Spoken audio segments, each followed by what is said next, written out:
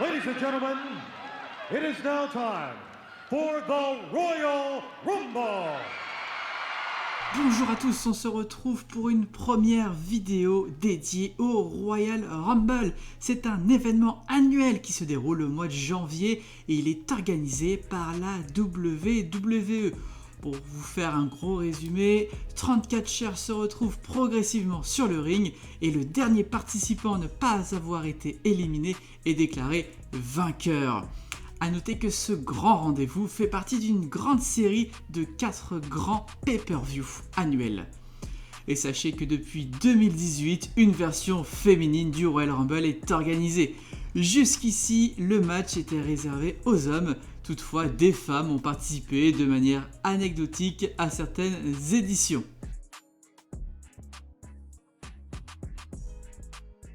Mais maintenant, la grande question que vous vous posez tous, comment se déroule un Royal Rumble ?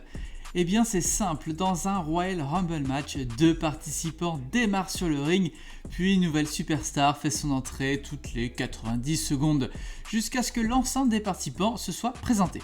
Bon, parfois le délai varie, la raison de ce changement est liée à la durée souhaitée du combat et du show. Les superstars prévues viennent des 3 branches principales, à savoir Raw, SmackDown et NXT. Certains d'entre eux profitent de ce moment pour faire leur grand retour ou carrément leur début. Le plus mémorable est le retour de Edge en 2020 et parfois des stars font leur premier pas sur le ring de la compagnie. C'est le cas de AJ Styles en 2016. Autre grande question, comment gagner un Royal Rumble match ? Eh bien c'est simple, enfin théoriquement. Il faut que le catcheur soit le dernier participant sur le ring. Et pour être le dernier, un catcheur doit éliminer ses adversaires en les faisant passer par-dessus la 3e corde et que ses 2 pieds touchent le sol. En 2020, Brock Lesnar a éliminé 13 participants. Il est devenu le catcheur ayant réalisé le plus d'éliminations en un seul match. Braun Strowman détient le même record, mais lors d'une édition avec 50 participants, c'était lors du Greatest Royal Rumble 2018.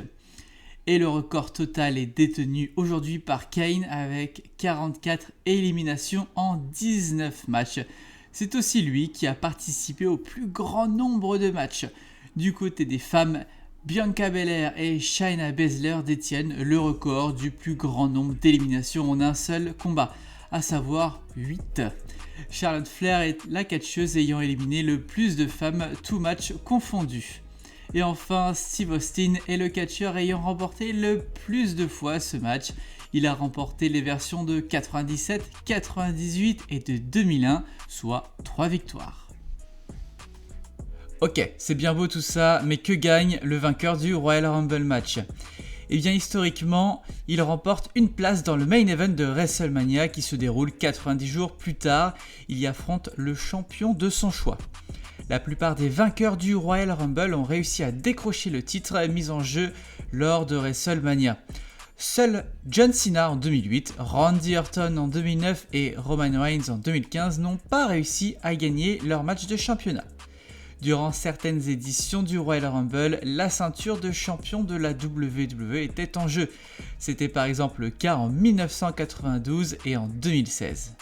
Depuis tout à l'heure, je vous parle principalement du Royal Rumble match. Mais sachez que pendant ce grand rendez-vous de catch, on y trouve également des face-à-face entre 2 adversaires. Souvent, les ceintures de championnat les plus importantes sont mises en jeu. Par exemple, en 2020, Baron Corbin a affronté le champion Roman Reigns. Et puis très souvent, un combat de championnat par équipe et féminin y est organisé. Bon, vous le comprenez, avec plus de 30 ans de catch américain, le Royal Rumble nous a offert des moments historiques. J'en ai sélectionné pour vous quelques-uns. Le 24 janvier 1988, pour le premier show, 24 superstars se sont battus pour devenir le premier vainqueur. Ce sera finalement Jim Duggan qui remporte le rendez-vous.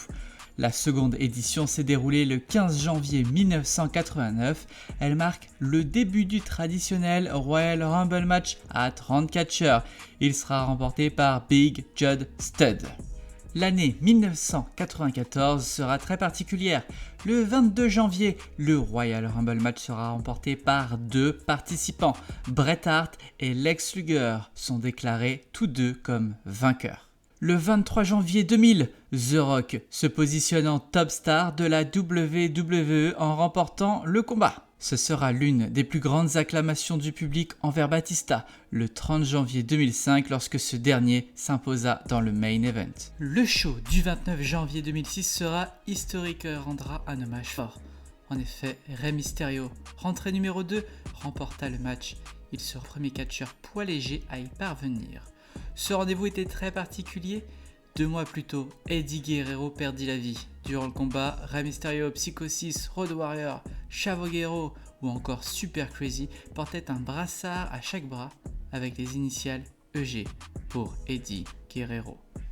Malgré qu'il soit déjà une légende vivante, le 28 janvier 2007, l'Undertaker ajouta à son palmarès la victoire du Royal Rumble match.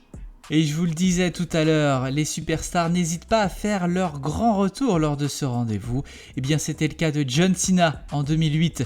Il revenait d'une blessure et a pu remporter le combat. En 2011, la WWE lance une version exceptionnelle en organisant un Royal Rumble match avec 40 participants contre 30 habituellement. C'est le 30 janvier 2011 que Alberto Del Rio s'impose comme vainqueur. Ne pouvant plus combattre à cause d'une blessure à la nuque, Edge effectua un retour surprise en 2020. Il y avait très peu de chances qu'il puisse un jour revenir. Pourtant, il l'a fait. Pour découvrir plus de moments historiques, vous trouverez en description de cette vidéo un lien vers une liste plus complète. Quelle est la différence entre un Royal Rumble et un Rumble match ? Eh bien la réponse est assez simple, un Rumble match est une version plus rapide d'un Royal Rumble. Il y a deux différences qui permettent de distinguer les deux types de stipulations.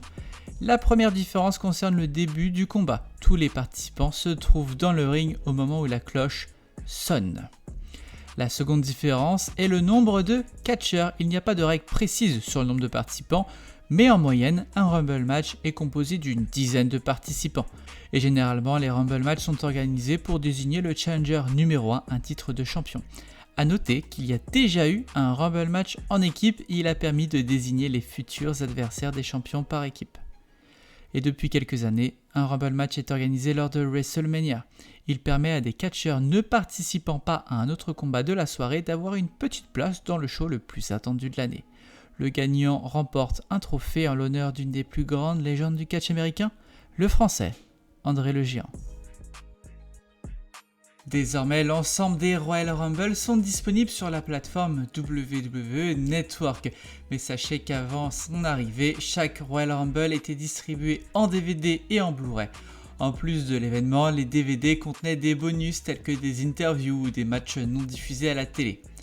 Avec l'arrivée du network, la compagnie de catch a décidé de tout simplement arrêter la commercialisation de ces pay-per-view en DVD. Mais vous pouvez encore vous en procurer. De nombreux fans aiment posséder les DVD de catch et se constituer une collection. Vous trouverez en description de cette vidéo un lien vers les plateformes vendant encore quelques-uns de ces DVD. C'est la fin de cette vidéo, merci de l'avoir suivi jusqu'au bout. Les commentaires sont désormais ouverts, vous pouvez m'indiquer quel est votre ou vos moments préférés du Royal Rumble et bien sûr toutes les éditions confondues. Allez, à bientôt pour une autre vidéo.